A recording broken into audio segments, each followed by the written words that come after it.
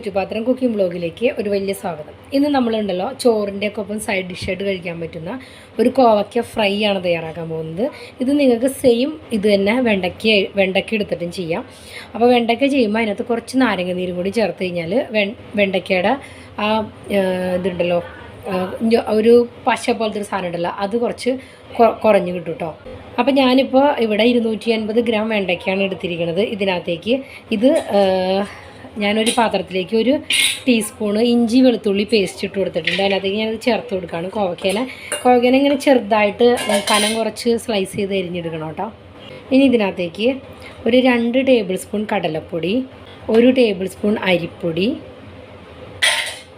കുറച്ച് മസാലപ്പൊടികൾ ചേർത്ത് കൊടുക്കണം, കുറച്ച് മഞ്ഞൾപ്പൊടി, പിന്നെ കളറിന് ഒക്കെ വേണ്ടിയിട്ട് കുറച്ച് Kashmiri red chilli powder 2-2.5 teaspoon ചേർക്കുന്നുണ്ട്.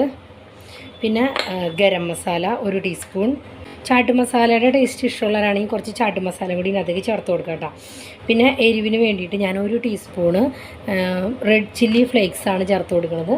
അപ്പോൾ ഇനി നമുക്കിതിൽ ആവശ്യത്തിന് ഉപ്പും കൂടി ചേർത്തിട്ട് കുറച്ച് കോവയ്ക്കയിൽ വെള്ളം ഉണ്ടെന്നുണ്ടെങ്കിൽ വെള്ളം വേണ്ട, അല്ലെന്നുണ്ടെങ്കിൽ 1-2 ടേബിൾ സ്പൂൺ വെള്ളം ഒഴിച്ചിട്ട് ഇനി ഒന്ന് നന്നായിട്ട് മിക്സ് ചെയ്തിടണം. അപ്പോൾ അതിനകത്തേക്ക് ആവശ്യത്തിന് ഉപ്പും കൂടി ചേർത്ത് കൊടുക്കണം. വെള്ളം ഇല്ലത് നല്ലോണം ഡ്രൈ ആണ് കേട്ടോ. അപ്പോൾ ഞാൻ അതിനകത്തേക്ക് കുറച്ച് വെള്ളം ഒഴിച്ചു കൊടുക്കുകയാണ്.